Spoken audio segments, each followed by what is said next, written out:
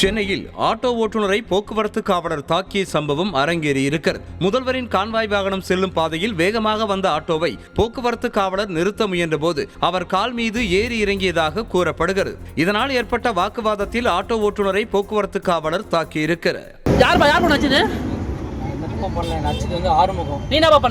எதுவுமே பண்ணல. சொல்லிட்டு டிராஃபிக் கிளியர் பண்ணணும்னு சொல்லிட்டு டேர்ன் பண்ணும்போது ஏன் அந்த சைடு டேர்ன் பண்ணுறேன்னு சொல்லிட்டு பைப்பாலே வச்சாரு. ஷூ காலில் மூஞ்சல் எட்டி வச்சுருக்காரு. ரோட்லேயே போட்டு எட்டி மார்மலையும்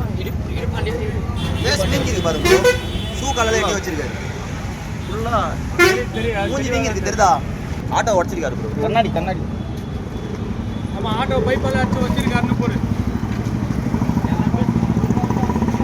இப்படியாப்பா அடிப்பாங்க அவனை போட்டு. மூஞ்சிலாம் வீங்கி இருக்கு.